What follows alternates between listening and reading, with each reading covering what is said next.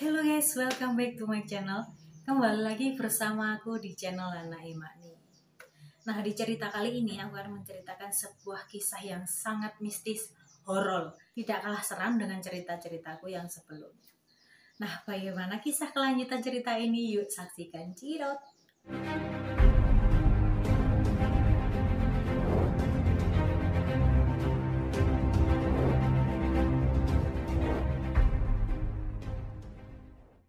Nah, di cerita kali ini aku akan menceritakan sebuah cerita yang dimana pernah dialami oleh si Bondan. Nah, si Bondan ini adalah perempuan ya guys, tapi namanya si Bondan. Bon, panggilannya si Bon. Tapi dia anaknya itu perempuan. Nah, terus setelah itu dia itu di rumah sama si neneknya karena bapak sama emaknya itu ada di luar kota untuk bekerja. Nah, karena dia tinggal sama neneknya, dia itu di rumah itu kalau mau masak, kalau mau apa, dia itu mencari kayu bakar dulu. Nah, setiap dia mencari kayu bakar, dia itu mencari kayu bakar sama si neneknya ini karena memang dari dahulu itu zaman dahulu sekali ya guys. Kalau mencari kayu bakar itu berada di tempat bambu-bambu itu, bambu yang sangat banyak lebat kayak gitu di belakang rumah orang. Nah, terus setelah itu pada suatu hari si nenek ini mencari kayu, tapi di siang hari. Biasanya kan pagi hari gitu ya guys. Nah, ini di siang hari. Nah, setelah itu Bon pun sudah pulang dari sekolah. Akhirnya dia ngomong, "Nek, mau kemana?" kayak gitu. Nah, si nenek pun menjawab, "Mau cari kayu bakar." "Kenapa kamu ikut?" katanya si nenek kayak gitu. "Oh iya nek, boleh." "Oh ya kalau gitu kamu ambil arit." Nah, kalau bahasa Jawa arit ya guys. Kalau bahasa Indonesia apa ya? Aku nggak ngerti deh. Arit gitu ya, celurit. Nah, bahasa Indonesia celurit. Nah, terus setelah itu si Bon pun mengambil celurit, dia kan mengambil celurit untuk mencari kayu bakar di belakang rumah tetangganya ini nggak jauh dari rumah dia, mungkin sekitar 5-6 rumah sampai di Tegal. Kalau zaman dulu namanya Tegalan gitu ya guys, di belakang rumah si tetangga ini. Nah, setelah itu si nenek pun ngomong, "Ayo nanti keburu sore. Kalau keburu sore kita nggak bisa pulang karena di bawah pohon bambu, di bawah pohon itu sangatlah gelap kayak gitu." "Oh iya nek." Terus setelah itu si Bon pun pergi sama si nenek. Nah, sesampailah di belakang rumah si tetangga ini, si Bon pun mencari kayu bakar. Dia pun rinci ya guys, mengambil kayu bakar satu persatu. Nah, terus setelah itu kayak duri gitu kan ya, dipatahkan gitu kan, terus ditata rapi. Nah, karena memang banyak duri. Kalau memang bambu tuh ya, bambu itu banyak durinya, bukan bambu yang lonjor ya, itu enggak, bambu yang berduri gitu loh guys. Nah, setelah itu si nenek sama si Bon pun sudah mengumpulkan kayu bakar ini lebih dari 3 tumpuan gitu ya. Nah, akhirnya si nenek pun ngomong, "Wah, ini udah banyak Bon, udah nggak usah banyak-banyak, besok kita ambil lagi karena ini udah cukup untuk besok sama lusa juga, kan udah banyak. Nah, kalau gitu kita jadikan satu aja, kita jadikan 2, kamu bawa 1 tapi yang kecil, aku bawa yang besar. Tapi sebelum kita bawa ini, kita harus menali dulu. Nah, ayo kita ke situ mencari tali." Nah, si nenek pun ngomong sama si Bon untuk mencari tali. Nah, mereka pun mencari tali, yaitu tali dengan kulit pohon gitu ya. Kulit pohon itu diseset kayak gitu, terus diambil sama tipis kayak gitu kan, bisa diwul-wul kayak gini ya guys. Itu bisa dibuat tali gitu. Nah, karena si Bon merasa dia tuh bisa mengambil tali itu sendiri, si Bon pun tanpa ngomong sama si nenek pun, si Bon pun pergi mengambil tali itu sendiri di agak jauh dari si nenek itu gitu loh, agak jauh sama si nenek. Akhirnya dia jalan, nah menemukan satu pohon kecil untuk diseset, untuk diambil talinya. Nah, setelah itu Bon pun mengambil talinya kayak gini, set gitu ya. Nah, dia pun mengambil dua sasatan gitu ya. Nah, terus dia gulung-gulung kayak gini seperti membuat tali gitu ya, supaya supaya talinya itu bisa dirangkai. Nah terus setelah itu si Bonbon itu membalikkan diri, membalikkan badan gitu, karena memang dia merasa sudah mendapatkan tali yang dia inginkan, tanpa si nenek pun ikut mengejar dia, karena si nenek masih menata kayu yang tadi itu dapat ya kan. Nah terus setelah itu si Bonbon setelah membalikkan badan gini, dia tuh kaget nggak bisa, dia tuh kaget nggak bisa bergerak sambil memegang tali sama celurit tadi. Dia kaget kayak gini, ya udah guys, dia. Nah si Bonbon tuh kaget. Kaget kenapa? Karena di sebelah nenek itu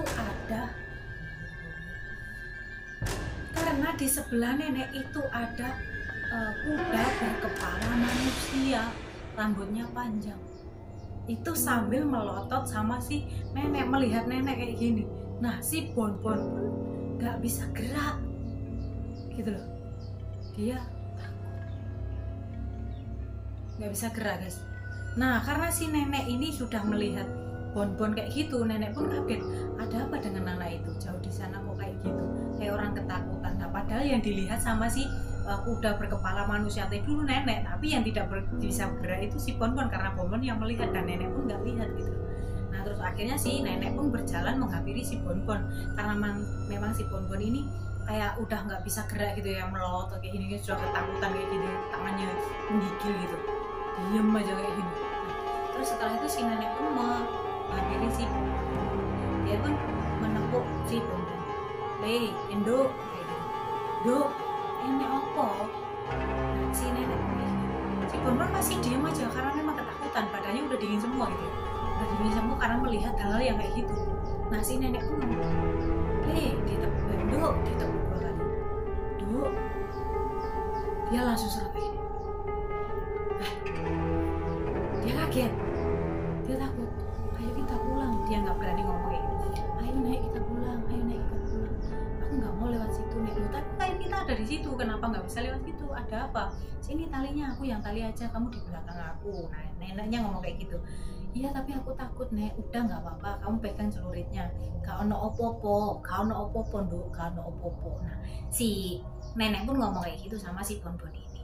Nah tapi karena memang si Bonbon ini masih takut, dia kan takut di sebelahnya itu tadi udah melihat hal yang kayak gitu, dia tuh kayak nggak bisa jalan gitu loh, kakinya berat katanya, kakinya berat sekali. Dia ngomong, kakiku berat, nggak bisa jalan katanya gitu. Tapi aku harus bisa jalan karena memang aku harus pulang. Nah si Bonbon ngomong kayak gitu. Terus akhirnya si nenek pun ngomong, si nenek ini menuntun si Bonbon untuk jalan. Ayo Nduk, tak tuntun, ayo Nduk. Nah baru dari situ si Bonbon bisa jalan. Gak enak opo-opo, istighfaro, gak enak opo-opo. Nah si nenek itu masih menenangkan dengan kata-kata yang seperti itu. Nah, akhirnya pun si Bonbon istighfar, astagfirullahaladzim gitu ya. Nah setelah itu sampailah di tumpukan kayu yang dimana kayu tadi mau ditali. Nah dari situ Bonbon semakin takut karena memang si kuda berkepala manusia itu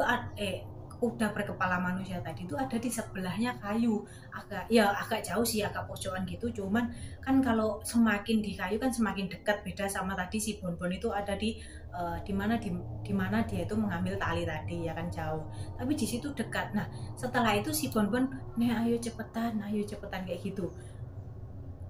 Nah terus setelah itu sudah ditali, si Bonbon pun ini biar aku yang, karena si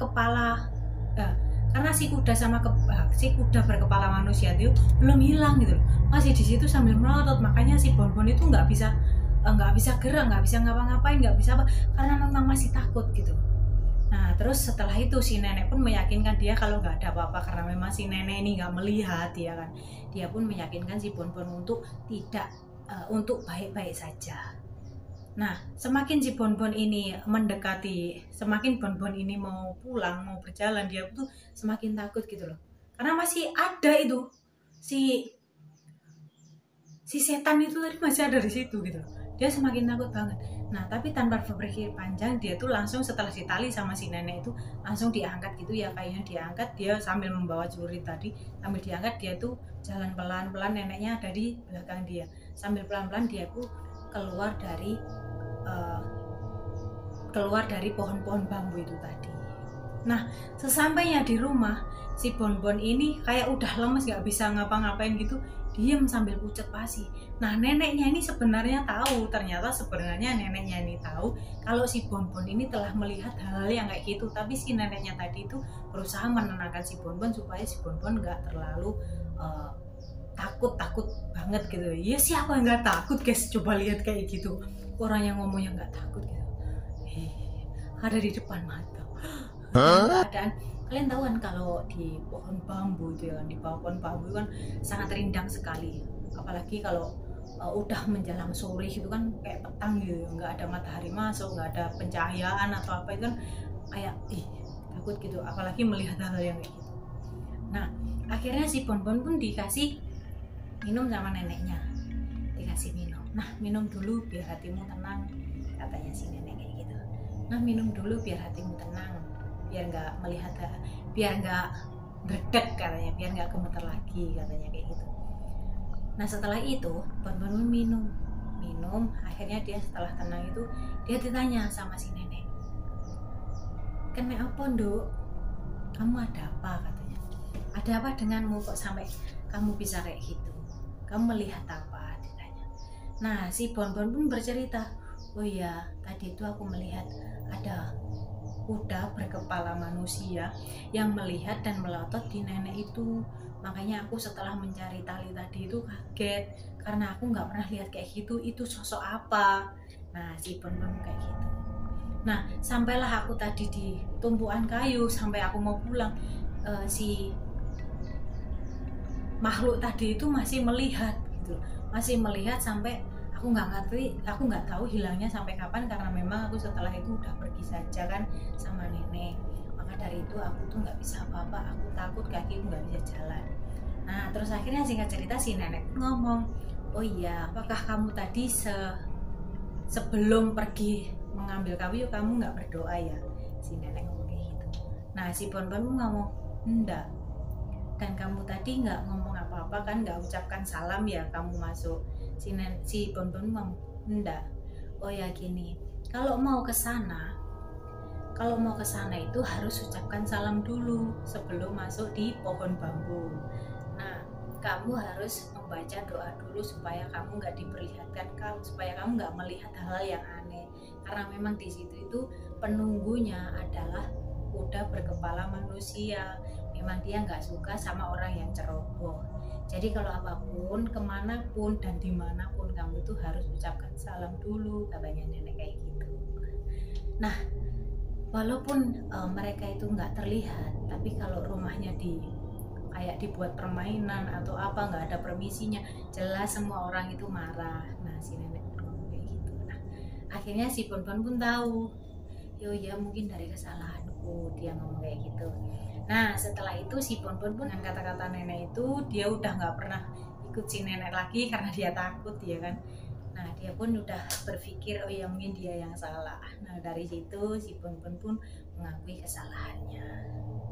Nah, jangan lupa like, komen, dan subscribe ke channel Anna Imani biar tidak ketinggalan video aku selanjutnya. Nah, bagi kalian yang punya cerita mistis dan pengalaman yang horor, silahkan kirim di email aku di bawah ini, supaya cerita kalian bisa aku tampilkan di channel aku dan bisa menambah story cerita.